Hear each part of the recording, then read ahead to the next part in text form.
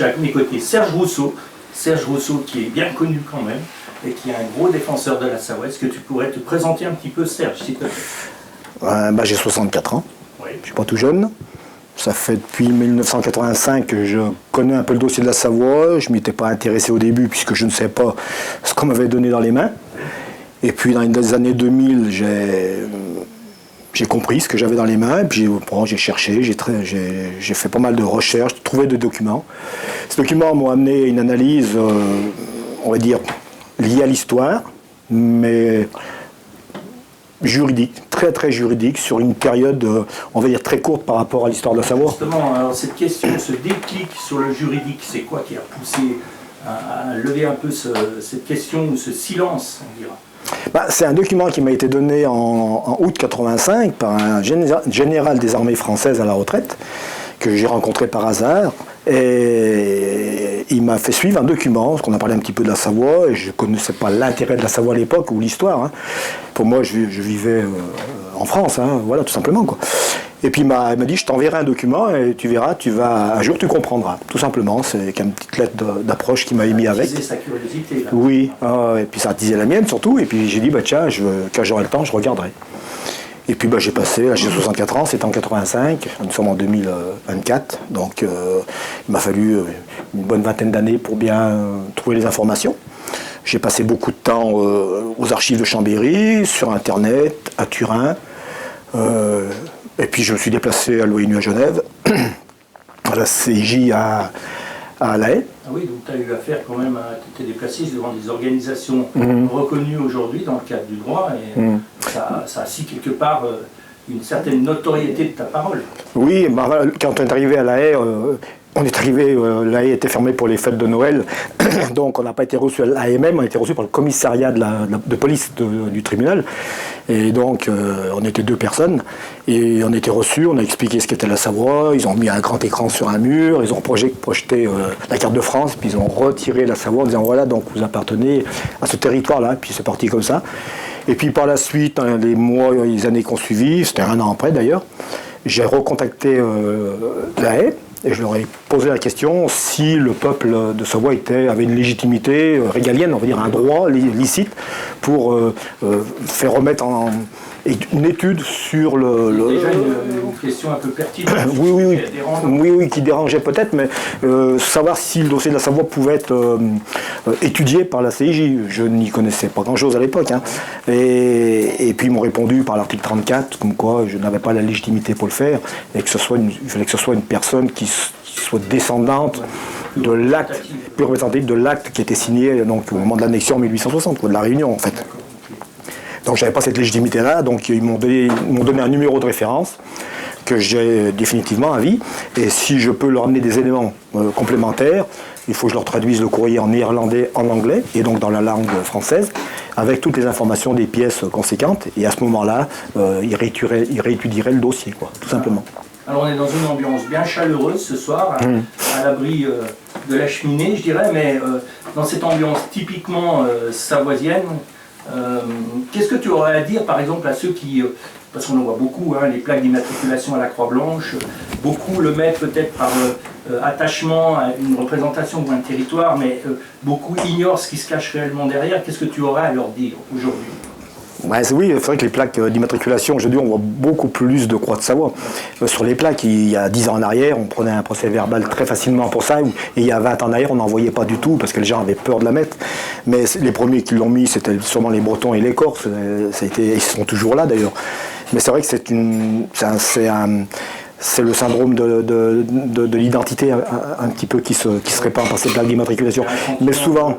de représentation, d'un besoin d'être représenté quelque part. Oui, c'est ça. Et puis c'est vrai que les gens, quand ils voient que ça marche en Corse, en Bretagne, ils ont voulu faire pareil ici. Puis c'est vrai qu'il y avait une tendance un petit peu de mouvement indépendantiste Bretagne aussi. Oui, en Bretagne, mais surtout en Savoie, il y a quand même pas mal de mouvements, des mouvements qui ont fait de très belles avancées, qui malheureusement aujourd'hui sont peut-être plus sur le terrain, mais ils sont pas très loin. Hein. Je pense qu'ils sont Mais par exemple, c'est quand même pas tout à fait sur le même piédestal. Ouais, que ce soit la Corse, la Bretagne, les Catalans, la Savoie, ou l'Alsace, c'est complètement des dossiers totalement différents.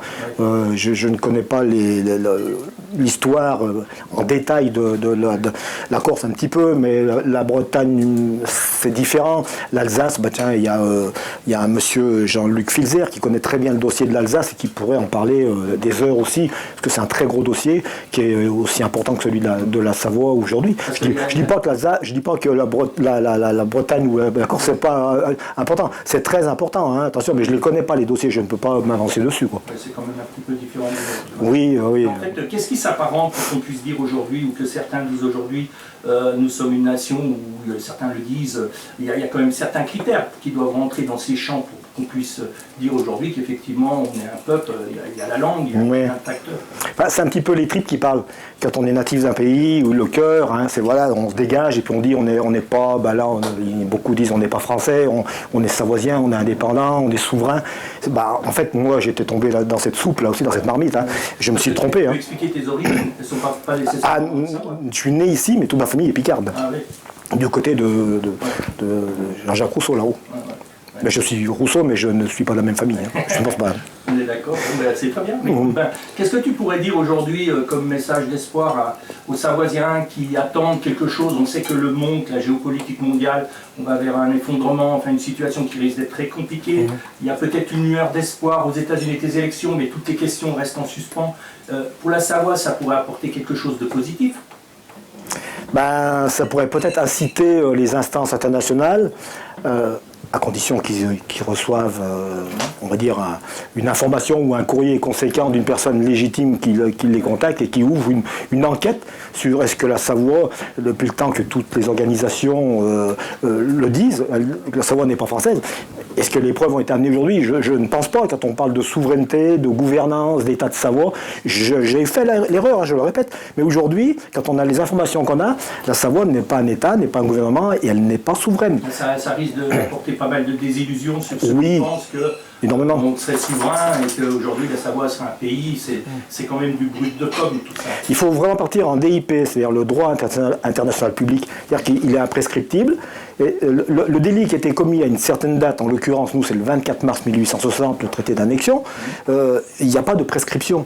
Donc, automatiquement, si on relève le délit aujourd'hui, là, on est le 7 décembre 2024, si on relève le délit, admettons que le Conseil de sécurité aujourd'hui prendrait l'affaire en main, à cette date-là, on reviendrait à la date initiale du délit, avec le droit en question aujourd'hui, bien entendu, pour étudier le dossier, pour savoir si, effectivement, il y a eu une faute de droit à l'époque et encore actuelle aujourd'hui. Ça parasite un certain nombre d'idées reçues sur cette question. Et la Savoie reviendrait donc à sa source, et à sa source, elle était quoi à l'époque? Sardes? Alors, oui, pas de l'île de Sardaigne, mais de l'État de Savoie. En 1720, par le traité de Londres, elle est devenue royaume de Sardaigne et État sarde. Donc, il y a une identité sarde et une nationalité sarde. C'est-à-dire que le peuple de Savoie aujourd'hui a une identité sarde et une nationalité sarde. Il n'a plus d'identité savoisienne, qui n'existe plus. On peut la garder parce qu'on a encore c'est une conviction. C'est quand même la Savoie qui a créé ce royaume de Sardaigne. Et puis, la constitution de Savoie a été basculée sur la constitution sarde. Et cette constitution sarde aujourd'hui, jusqu'en 1861, était en vigueur. Quoi qu'elle l'est peut-être encore aujourd'hui, puisque le traité est abrogé. Ce qui veut dire que la Savoie aujourd'hui dépend du Code sarde du 4 mars 1848, donc du statut albertain. Voilà. Ça s'arrête là, en fait. Nous, on s'arrête là. Nous, on s'arrête là. C'est-à-dire qu'aujourd'hui, si une instance nationale reconnaît que la Savoie n'est ni italienne ni française, quoique italienne, elle l'est en partie parce qu'il y a le droit de suite. Il y a quand même le droit de suite, hein, ils ont signé. Hein. Napoléon a signé avec Victor Emmanuel. Et derrière, il y a eu la République italienne et il y a eu la République française. Et aujourd'hui, la République française a essayé à 2-3 reprises. auprès de l'ONU d'enregistrer, les textes de l'Assemblée nationale, d'enregistrer le traité de 1860. Et ça lui a été refusé. C'est-à-dire qu'il y a bien un droit de suite. Si elle ne l'avait pas, elle n'aurait pas tenté de le faire. Donc ceci est une preuve officielle juridique qui est de facto et de jure un acte que la France a revendiqué pour avoir le pouvoir sur la Savoie. Sauf que ces actes-là, il fallait les avoir en main pour les enregistrer. Non, c'est pas approuvé. Et elle les a pas. Elle n'a jamais eu les titres de propriété de la Savoie. Le retour de courrier de l'ONU prouve que justement, il n'y a pas au niveau de la France, ça n'a pas été enregistré.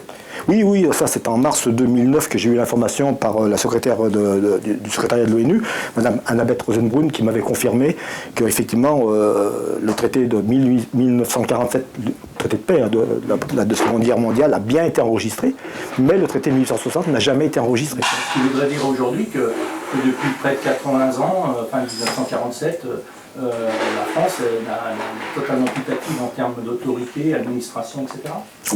Il faudrait voir sa légitimité qu'elle a aujourd'hui. La seule légitimité qu'elle aurait, c'est un droit de protection de la population, de l'économie de la Savoie, mais aucun autre droit. Là, c'est très discutable. Oui, tout est discutable. Et là bon, c'est une première que je vous annonce. Il y a plus de 20 ans de travail, il faut vraiment rentrer dans les petits détails juridiques. Puis l'interprétation du droit, c'est quand même quelque chose qu'il ne faut pas se tromper. Je ne suis pas juriste, hein, je suis autodidacte dans le domaine, donc je n'avance pas des choses que je n'ai pas en main. Vous savez, le dossier de la Savoie, en fait, vous avez tout ici. Ça ne tient pas à grand-chose. Ah, ouais. C'est pas des journées d'écran ou de caméra, c'est des années de travail pour réunir si peu de documents, mais ce si peu de documents prouve que la France n'a pas d'autorité légitime en fait sur le territoire de Savoie. En compte du fait qu'au début où tu as commencé tes recherches, la situation a évolué depuis et qu'aujourd'hui tout ça a encore évolué, changé et qui donne encore d'autres opportunités peut-être pour l'avenir de ces territoires. Oui, l'opportunité, il faudrait qu'il y ait une personne de droit régalien légitime qui ne tombe pas sur l'article 34 de la CJ et qui aujourd'hui intervienne. C'est important d'expliquer peut-être ce qu'est le droit régalien, parce que beaucoup ne comprennent pas forcément.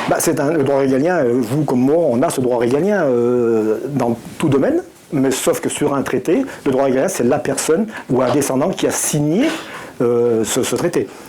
Donc, et comme la famille d'Italie, le roi d'Italie ont abdiqué titres et pouvoirs en faveur de Napoléon III pour lui, les siens et ses descendants en signature du Mars, l'article 1er, ils n'ont plus de légitimité. Par contre, il y aurait peut-être une autre famille, peut-être, de Savoie ou autre. C'est pas moi qui vais le définir, c'est à la justice de le définir, c'est à la Haye de le définir, c'est au Conseil de sécurité. Oui, puis ça ne s'arrêterait pas là, je veux dire, ça serait vraiment... Et puis surtout, ce qui serait intéressant, c'est d'avoir, vu que c'est lié au traité de paix de 1947, il y a 21 pays qui ont signé. Du traité de Paris ? Oui, voilà, du 10 février 47. C'est-à-dire qu'il faudrait qu'il y ait, sur les 21 pays, il faudrait qu'il y en ait 20 qui interviennent, ou un des 20 qui interviennent aujourd'hui pour dire, s'ils avaient le dossier en main, bien sûr, dire, effectivement, c'est un gros dossier. Un pays, en fait. Un seul. Un seul suffirait. Oui, après, vous savez, c'est... Est-ce qu'on a une idée des pays qui pourraient entrer dans cet ordre? Ceux qui ont un intérêt. Ceux qu'on aurait intérêt. Alors, la question est différente. Alors d'accord, ceux qui auraient intérêt, par exemple. Quels sont les pays qui auraient intérêt à ce que la Savoie devienne... Le premier, ça serait l'Italie, aujourd'hui. Le deuxième que je vois, c'est l'Autriche. Qu'est-ce que ça apporterait à l'Italie, par exemple? D'agrandir son territoire. De récupérer une partie des terres qui lui étaient dues au départ, quoique les terres du duché de Savoie et du comté-Nice ne seraient pas italiennes forcément, et le peuple ne prendrait pas l'identité ni la nationalité italienne. Parce que là, on retombe sur le code sarde de 1848, donc automatiquement l'identité elle est sarde, la nationalité elle est sarde. Ça serait une sorte d'autonomie en fait. Oui, avec un statut, je crois que ça serait le premier statut au monde sur cette planète qui serait spécifique, qui n'a jamais été signé ni fait sur aucun pays. Ok, c'est exceptionnel. La Savoie, c'est exceptionnel. C'est pour ça qu'on parlait de la Corse. C'est totalement différent, la Savoie. Quant à l'Autriche, qu'est-ce qui pourrait lui apporter L'Autriche, on reviendrait à 1859, la guerre avec Napoléon III, Magentin, Solferino, des milliers de morts, la perte d'un territoire. Voilà, est-ce que là la France serait contente si elle ne respectait pas le traité, enfin s'il serait annulé, de récupérer, parce que c'est elle qui a déclenché, c'est Napoléon qui a déclenché la guerre à l'Autriche, à l'empereur, donc elle a récupéré les terres. Mais est-ce que les Autrichiens veulent devenir français aujourd'hui? Je ne pense pas. Est-ce qu'on a une idée en termes de ressources, ce que représente la Savoie aujourd'hui en PIB? Si, admettons que l'ONU, Conseil de sécurité ou autre organe international nous disent prouver que vous êtes indépendant financièrement? Vous prenez, je ne dois pas me tromper, hein, il me semble que si on prend le barrage de Roseland, c'est 1,5 fois il fournit de plus d'électricité que ce que l'on consomme sur la Savoie, la Haute-Savoie. Rien que pour les territoires de Savoie, 73, 114, oui, Roseland suffirait en oui, terminer. il a déjà 1,5 fois de plus. C'est énorme, ça. Après, vous avez Tim qui fait 80% de l'électricité de la population aussi. Ce qui veut dire aujourd'hui que c'est la surproduction énergétique. En fait, elle part partout. Elle part, oui, là où ça arrange le pays qui, j'utilise un terme qui va peut-être pas plaire à certains, mais qui occupe le territoire de la Savoie. Parce que c'est une occupation depuis le 10 juin 1940 en fait. Ça, c'est une ressource colossale, en fin de compte. Ça peut chiffrer tout ça. Je pense que le pays qui occupe la Savoie aujourd'hui, il a chiffré, puisque s'il ne cède pas la Savoie, c'est qu'il sait ce qu'il va perdre quand il va la perdre. En tout cas, merci beaucoup Serge, c'était très intéressant. Merci. On ne la fait pas trop longue, mais c'est dans une page information, parce que tous les gens qui nous parlent de la Savoie ne sont pas forcément investis dans ces... Et là, ça apporte un peu d'éclaircie. Tu es un peu le soleil. La chaleur de la cheminée, Serge, parce qu'en fin de compte, pour notre média Radio Cœur de Savoie, c'est un peu notre fonction, c'est de réitérer un petit peu l'information dont les gens n'ont pas forcément accès, mais sont dans le besoin de connaître. C'est indispensable, à mon avis, de connaître un peu son histoire pour pouvoir savoir quel avenir on veut. Et en tout cas, je te remercie beaucoup, Serge, c'était très très bien. Comme ça, ils savent pourquoi ils mettent un autocollant de Croix de Savoie sur leur plaque d'immatriculation. Ils auront une réponse un peu plus approfondie. S'ils ont des questions, je suis là. C'est très important. On va te réinviter de toute façon dans notre média. Ça, c'est promis, c'est une certitude. Merci beaucoup. Merci à toi. Au revoir. Au revoir.